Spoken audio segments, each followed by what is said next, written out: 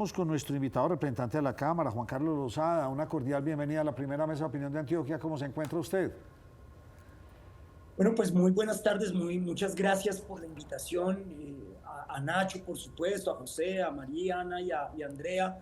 Es un honor para mí estar aquí de vuelta con ustedes. Muchas gracias por la invitación. Bueno, don Juan Carlos, pues usted rematando su periodo en el Congreso, no le dio para continuar. Cuéntenos qué le pasó. Bueno, yo creo que tenía una coyuntura muy difícil porque yo tenía, digamos, ya históricamente digámoslo así, enemistad muy grande con el presidente César Gaviria. Creo que la gente me veía como un bicho raro ya dentro del Partido Liberal. Mucha gente que no entiende por qué yo estaba en el Partido Liberal colombiano. Mucha gente que me veía como alguien muy distinto a la clase política que dirige el Partido Liberal colombiano hoy. Eh, y creo que el partido pesó duramente sobre mi candidatura porque evidentemente pues yo no soy de la misma raza que el resto de los liberales. Desgraciadamente creo que eso tuvo un efecto negativo. Creo que pudo haber también tenido un efecto difícil, haberme concentrado también muy por fuera de mi, si se quiere, del lugar donde yo tengo la mayor cantidad de votos, que es Bogotá. Creo que le dediqué muy poco tiempo a Bogotá y mucho tiempo a otras partes del país. Creo que eso también pudo haber pesado, pero yo le diría sobre todo que la polarización en Colombia hoy hace que quienes estamos en el centro político, bien sea más la centro derecha o la centro izquierda, pues estemos en un problema grande, porque yo creo que hoy el debate político se da entre las versiones, digamos, más radicales del espectro político, y creo que eso hay que reconocerlo y hay que darse cuenta que ahí es donde está el debate público hoy. Representante Lozada, usted dice, muchas personas incluso no entienden mi permanencia en el Partido Liberal. ¿Usted lo entiende? ¿Usted cómo entiende que usted siga perteneciendo al Partido Liberal, si va a seguir perteneciendo al Partido Liberal? Bueno, lo primero es que yo durante toda la campaña dije que si en realidad alguien se tenía que ir del Partido Liberal era quienes no lo representaban. Me decían, pero ¿acaso es que el líder natural del Partido Liberal no es César Gaviria? No, César Gaviria es un líder muy antinatural para el Partido Liberal. El Partido Liberal colombiano es un partido socialdemócrata declarado en sus estatutos. Y el presidente Gaviria representa una tendencia muy distinta a esa tendencia socialdemócrata. Entonces no es verdaderamente un líder muy natural para el Partido Liberal colombiano. Lo que pasa es que el ala socialdemócrata del partido ha ido dejando el partido de manera paulatina, al punto que hoy pues es un árbol absolutamente marchito, el de la socialdemocracia liberal. Hoy quienes representaban esa tendencia política están en otras fuerzas, y por supuesto que César Gaviria quedó con el camino pavimentado para volverse el amo y señor de un partido que tiene unos estatutos a los cuales él no representa. Entonces, claramente yo decía, ¿por qué me tengo que ir yo, que sí represento realmente los valores estatutarios del partido, y no se tienen que ir los clanes políticos a los cuales César Gaviria les entregó el Partido Liberal, y que yo vaticino hoy que terminarán arrebatándoselo a él de las manos, porque pues cuando los elegidos por el partido son Laura Fortich, que es la sobrina de un confeso paramilitar, el ex senador Álvaro Ashton, que es ese clan político, cuando los elegidos son, me disculpan ustedes, que son de Antioquia, pero yo lo tengo que decir con la mayor claridad, el clan de Julián Bedoya en cabeza de María Eugenia Lopera, que todos sabemos cómo funcionó esa campaña política en el Congreso de la República, en los pasillos todo el mundo sabe lo que sucedió en las corporaciones autónomas regionales de Antioquia con la UNGRD y los traslados de dinero que hizo Olmedo López, de casi 150.000 millones de pesos la noche antes de renunciar a esas corporaciones controladas por la señora Lopera. Cuando uno ve, por ejemplo, al señor Pulgar siendo una de las 5 votaciones más grandes del país, a pesar de que su hermano está condenado por un soborno a un juez de la República. Podría seguir así un buen rato, porque realmente lo que ha sucedido es vergonzoso. Ver, por ejemplo, a la esposa del alcalde de Cúcuta, que nadie sabe quién es, sacar más de 100.000 votos o 120.000 votos con evidentemente los recursos públicos de la alcaldía de Norte de Santander, de la capital del Norte de Santander, pues eso da vergüenza. Entonces, obviamente competir contra semejantes chequeras, contra semejantes maquinarias, contra los recursos públicos, contra digamos, una bandola de gente que realmente hoy está en la plena corrupción, pues era un tema muy complicado. Entonces yo no veo muy fácil mi estadía en el Partido Liberal Colombiano, por supuesto.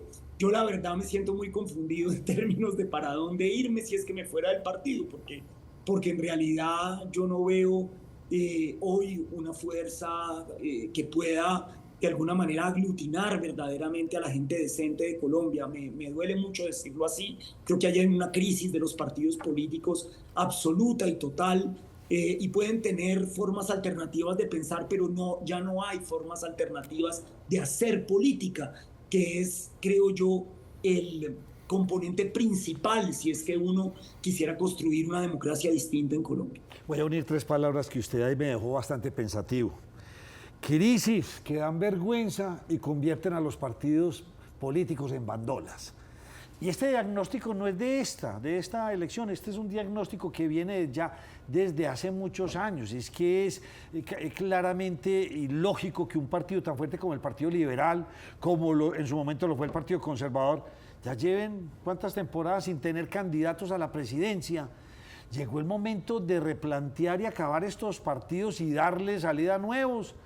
¿Qué va a pasar con el mundo político? Es que nada más partido que un partido político. Nacho, grave. ¿Pero el problema es de los partidos o el problema es nuestro como sociedad? No, me quedo con esa pregunta suya. El problema es de los partidos, de falta de liderazgo. Se acabaron esos Álvaro Gómez, se acabaron esos líderes que realmente sabían cómo llevar estos partidos adelante. Pues a ver, Nacho, yo le diría lo siguiente. En esta elección es evidente que quienes tenían listas cerradas les fue mejor que quienes tenían listas abiertas. Me parece que esas dos tendencias políticas que yo, digamos, creo son las tendencias más hacia los extremos, le están proponiendo algo al país, le están hablando al país. Y entonces no importa quiénes sean los que están dentro de esas listas. Vaya y pregúntele usted a cualquier ciudadano de Bogotá a quienes eligieron en la lista cerrada del pacto histórico y verá que no le pueden decir, le dirán uno si acaso o una, pero no le pueden decir 2 o 3 personas que hayan elegido votando por una lista cerrada del pacto histórico. Va, pregúntele a la gente en el país a ver si saben a quienes eligieron en el Centro Democrático en su lista cerrada del Senado. Pues no saben a quién eligieron, no tienen ni idea, no pueden decir 4 o 5 de los que están en la lista del Centro Democrático. Entonces ahí se está votando por un partido, se está votando por una visión de país, se está votando y uno puede estar o no de acuerdo. Yo no estoy de acuerdo con la visión del Centro Democrático de cómo debe ser el país, pero ellos están proponiéndole a la gente. ¿Qué es lo que le propone el Partido Liberal a Colombia hoy? ¿Qué? Una colcha de retazos de maquinarias políticas que se unieron simplemente para lograr un resultado electoral. ¿Cuál es la gran propuesta de una señora como María Eugenia Lopera para el país? ¿Cuál es la propuesta de Lidio García para el país? ¿O de Fabio Amin? ¿O de cualquiera que usted me nombre? ¿Dónde están los proyectos que esas personas han presentado en el Congreso de la República? ¿Cuáles son sus causas? ¿Cuáles son sus luchas? No las hay, son nulas.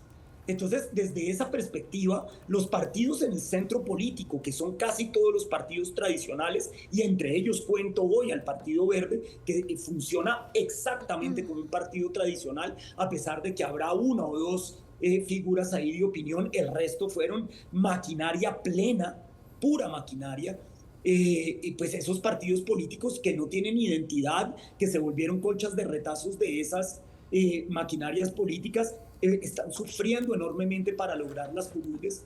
Entonces lo que me parece es que aquí hay que, claro, decir que hay una crisis de los partidos políticos que no le proponen nada al país, y al mismo tiempo también es la culpa de la ciudadanía que se deja comprar el voto por esas maquinarias, que por supuesto es que es impresionante ver lo que pasó en el Partido Conservador. ¿Cómo explica usted que Guadit Mansur, después de todas las acusaciones de corrupción que pesan en su contra, pues haya sacado no sé cuántos mil votos, 130.000 votos o 140.000 votos. Eso es absolutamente inexplicable si no es por la compra de votos y por la corrupción de las campañas políticas. Eso no se va a entender de ninguna otra manera. Entonces, claro que nuestra democracia está en plena crisis porque tenemos partidos obsoletos, partidos que están dedicados a la compra de votos y a la corrupción, y otros partidos que van ganando la mano porque están plenamente al interior del debate público. Entonces me quedo y sigo entrelazando palabras que usted dice, causas nulas. Yo creo que causas nulas no hay. Las causas las tiene muy claras: clientelismo, el engrase de la maquinaria, la misma maquinaria. O sea, se acabó el proyecto país y nos quedamos con el proyecto mío. ¿Y cómo yo mi causa es? Mover mi maquinaria, es clientelismo. La cosa está claro, Nacho, grave. Pero entiéndame cuando yo digo que no tienen causas. Ellos lo que tienen es un propósito, sí, que es el total. de seguir robando y el de mantener, si se quiere, su feudo político. Ese es un propósito muy claro de su ejercicio en la política. Pero una causa, por ejemplo, como la que tengo yo con la eutanasia, como la que tengo yo con la regulación del cannabis, como la que tengo yo con el animalismo o con el ambientalismo, que hemos logrado sacar leyes importantísimas y hacer una defensa y un control político en esas materias, no las tienen, no le están proponiendo absolutamente nada al país, no tienen una visión a largo plazo de qué es lo que hay que construir desde la política para que Colombia sea un país pujante que salga adelante. No hay propuesta política real, lo que hay es intereses y cómo mantener el poder a través del agenciamiento de esos intereses macabros. Eso sí hay, por supuesto. José. Juan Carlos, o el problema es del centro. Porque usted lo dice, las maquinarias son las que en últimas terminan ganando las elecciones y las maquinarias se ha demostrado pues que están en los dos extremos. Pero el centro, usted tiene causas, usted dice el ambientalismo, en fin, muchas. Pero ¿qué más propone el centro que no logra cautivar a los electores? Sí, yo creo que estamos regresando a un bipartidismo en el cual el centro cada vez se ve más aplastado. Pero ese bipartidismo ha mutado de logo político y entonces hoy las ideas liberales están más representadas en el pacto histórico, digamos, con una amalgama de partidos de izquierda que digamos, no habían estado al interior del Partido Liberal, pero el Partido Liberal durante años representó las causas de los sindicatos, representó las causas de los trabajadores, representó las causas de las mujeres, de las comunidades indígenas, de la libertad religiosa y demás causas liberales. El Partido Conservador representaba otra cosa. Hoy el Partido Conservador no propone nada. Ese feudo se lo ha quedado el Centro Democrático, que en este caso sería el otro nuevo partido que compone el bipartidismo colombiano. ¿Quién fuera a creer que 30 años después de la Constitución del 91, que le dio apertura política a diferentes tipos de visiones, termináramos en este nuevo, si se quiere, bipartidismo? Ahora, por supuesto que yo lo que creo es que las causas del centro, que han sido, si se quiere, las causas de la transparencia, las causas o por lo menos de ese centro político alternativo que alguna vez pudo haber representado el Partido Verde, pues hoy ya no seducen, porque me parece que la discusión nacional versa sobre temas mucho más de fondo que tienen que ver, y no digo que el tema de la corrupción no tenga que ser un tema de fondo, lo es plenamente, pero fíjese que a mí me sorprende que el electorado no le importe, por ejemplo, los escándalos de corrupción de este gobierno y priorice, si se quieren sus votaciones, los temas que tienen que ver con reformas sociales por encima de la forma decente de hacer política, y que eso siga sucediendo con el Centro Democrático, por ejemplo, que pues ha tenido todos los escándalos de corrupción durante sus gobiernos, pero que la gente sigue favoreciendo porque ve ahí un feudo para hacerle frente justamente a las propuestas del rival. Entonces sí, hay un centro político que no seduce, hay un centro político que no tiene suficiente fuerza en su voz para lograr cautivar a las audiencias de hoy. Y creo que eso tiene que ver también con las redes sociales, si usted me permite, porque fíjese usted que las redes sociales, los algoritmos de las redes sociales se alimentan es de emociones, no de razones. Y eso creo que es una cosa que tenemos que reflexionar sobre cuál va a ser el rol de la nueva comunicación dentro de nuestra democracia. Para ponerle el ejemplo de lo de Huescol ayer con el presidente de la República, pues el presidente ya no recibe periodistas de los grandes medios de comunicación, sino que prefiere hablarle a las tribunas digitales. Creo que ese es el mensaje que manda el presidente de la República, Y esas tribunas digitales se alimentan de emociones y no de razones. Y creo que eso ha llevado y va a seguir llevando la política hacia la polarización, porque las emociones negativas son las que venden en política, no las emociones de esperanza, las emociones, si se quiere, el tecnicismo nunca va a generar emociones. Lo que genera emociones son la contradicción, la oposición, esa política de la X, de estar en contra de alguien. Eso sí genera muchas emociones negativas y me parece que hacia allá tiende la política o esta nueva política digital. José, usted quiere complementar este tema, pero usted eligió muy bien el fondo. Sí. El fondo que tiene, ¿sí lo ven? Sí, verde. Los colores verde, de Antioquia, el verde y el blanco, y se registran muy bien aquí en Nos Cogió la Noche. José, pregúnteme pero a al propósito representante. de esa crisis del centro, es que quizás al centro le hace falta un gran líder.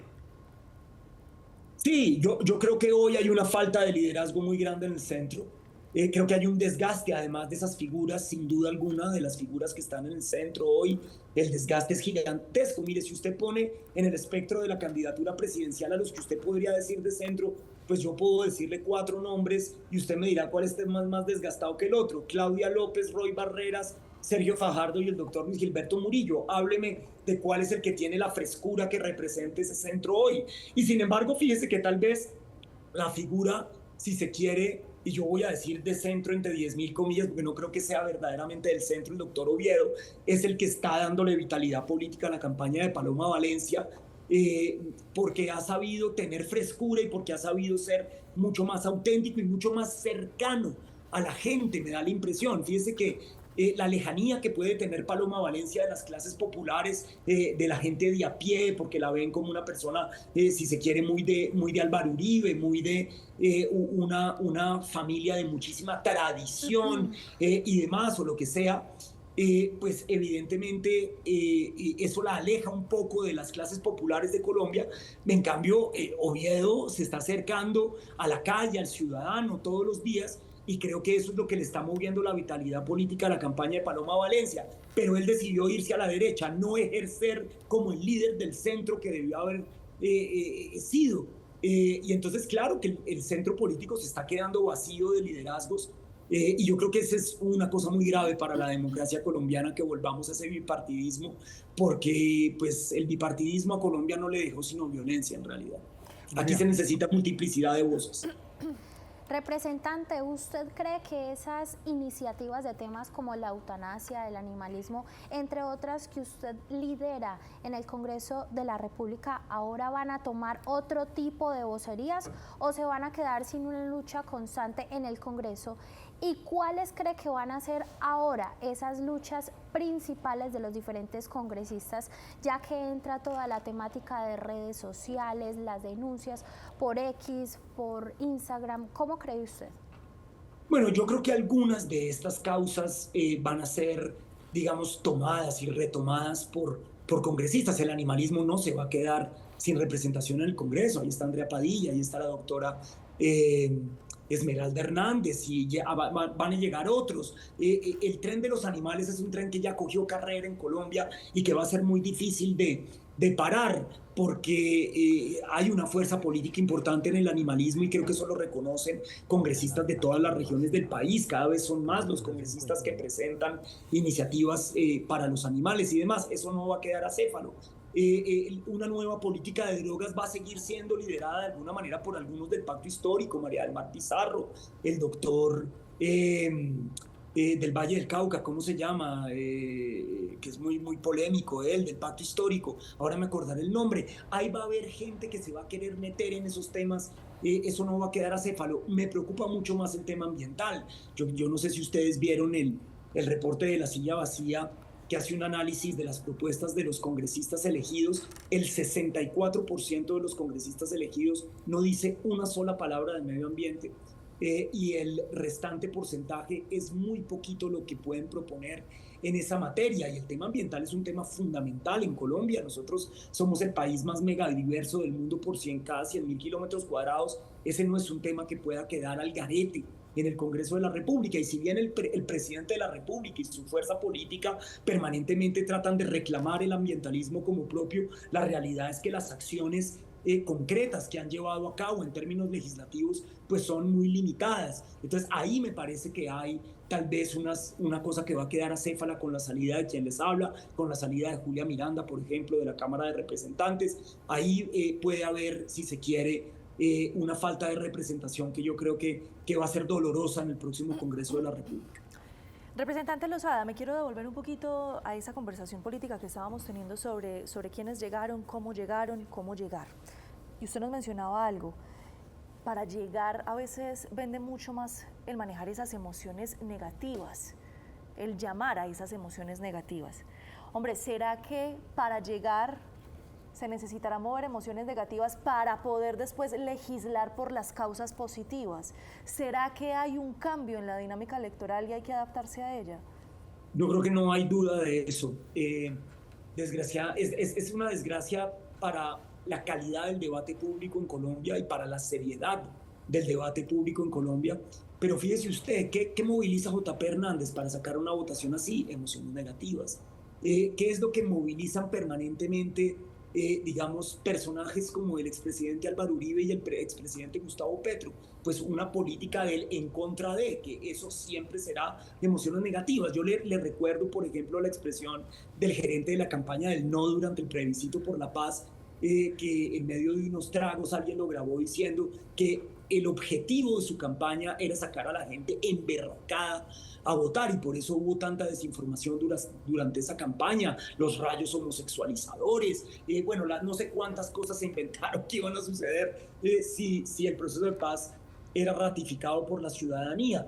Entonces, fíjese usted que evidentemente este es un tren que viene ya de hace unos años, ya casi 10 años, desde el plebiscito, pero que no va a dejar de aumentar. Esto es lo que va a suceder, porque esas son las dinámicas de las redes sociales.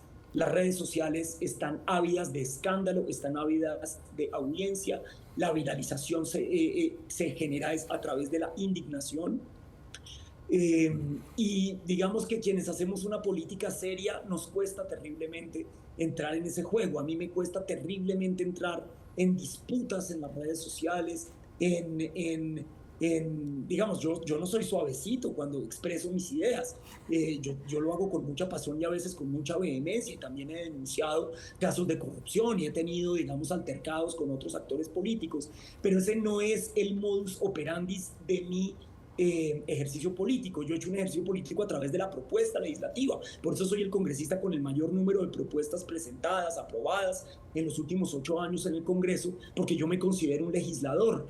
Por supuesto que tener que entrar en esas dinámicas es muy aburridor para quienes de verdad queremos construir un país de diálogo, de consenso, de la posibilidad de generación de acuerdos, pero esa política va a ser una política del ostracismo, de una política anacrónica. Yo creo que las redes sociales hoy van a plantear una política permanente de indignación y de enemistad en Colombia, y yo creo que el país sí tiene que hacer una reflexión de fondo sobre ese tema, porque realmente convierten a las figuras políticas en caricaturas de redes sociales que se comportan de maneras muy distintas cuando llegan al Congreso de la República. Representante, le quiero preguntar, ¿usted cómo se siente? ¿Usted cómo define, si puede definirlo en una sola palabra, el Congreso que va a empezar el 7 de agosto? Una incógnita. Yo creo que hay una gran incógnita sobre qué se eligió en ese Congreso de la República, especialmente en el pacto histórico. Creo que ahí hay una gran incógnita. Porque son muchos representantes a la Cámara, 40, todos nuevos en su gran mayoría, muy pocos repitentes. Yo les recuerdo que la Cámara de Representantes repetirán solamente 31 parlamentarios de los 187 que hay en Cámara de Representantes, con una quemada de básicamente el 60% de los senadores de la República. Entonces es una renovación del Congreso, y no lo digo en términos ideológicos, sino lo digo en términos de las caras que están ahí, que plantean una gran incógnita de cómo será la calidad de la representación de los colombianos en los próximos 4 años. Pero ¿le preocupa este segmento? ¿Cree usted que va a estar en pro del país, o van a seguir polarizando y polarizando hasta que logren el pseudo objetivo que tienen final, que muchos dicen que es convertir esto en Venezuela, Cuba o Nicaragua? Pues yo le diría, no solamente con respecto al pacto histórico, sino se lo plantearía también, digamos, de manera directa con respecto a la elección del Centro Democrático, y es que las dos fuerzas que más crecieron en Colombia son esas dos, y esas son dos fuerzas que están en permanente confrontación entre ellas. Entonces vamos a ver un Congreso de confrontación. Eso usted puede estar absolutamente seguro. A mí me gustaba el Congreso de hace 4 años, no este que acaba de terminar, sino el anterior. Era un Congreso de deliberación. A mí me encantaba, digamos, el concurso de las ideas con gente rival en la política, pero gente, si se quiere, racional, como, qué sé yo, por ejemplo, Gabriel Santos, Juanita Gobertus, Juan Fernando Reyes Curi, qué sé yo, José Daniel López. Ahí había una generación de políticos que eran tremendamente deliberantes y tremendamente apasionados, pero al mismo tiempo también racionales, respetuosos, que tenían una forma de hacer política que a mí me pareció la mejor que yo he visto en los 12 años que llevo en el Congreso de la República. Este Congreso que terminó, un Congreso mucho más confrontacional, y el que viene lo será aún más. Porque si llega a ganar la derecha, ustedes pueden estar seguros que lo que sucedió en Colombia durante el paro nacional, cuando usted tiene 40 representantes a la Cámara y más de 25 senadores de la República, pues es pañitos de agua tibia comparado a lo que se nos viene. Y en el caso de que gane la izquierda, me parece que la movilización de la oposición va a ser mucho más radical de lo que hubo durante estos 4 años, en la que ya hubo manifestaciones de la derecha en las calles de Bogotá, de Medellín, de Cali, en tantos sitios. Entonces me parece que vamos a tener no solamente un Congreso confrontacional, sino que eso generará una política totalmente confrontacional. Y déjeme decirle una cosa como a manera de vaticinio aquí, si se quiere. Y es que si Iván Cepeda gana la presidencia de la República, esta será la presidencia más difícil de la historia de Colombia, porque no solamente tendrá a Álvaro Uribe Vélez en su contra, jugando todos los días contra el gobierno, sino que yo vaticino que el expresidente, en ese momento Gustavo Petro, también se convertirá en un lastre para quien llegue a la presidencia de la República, así sea el candidato de él mismo. Oiga, qué vaticinio tan interesante. No se me desconecte, que está muy buena esta charla. Vamos a hacer una muy breve pausa y volvemos.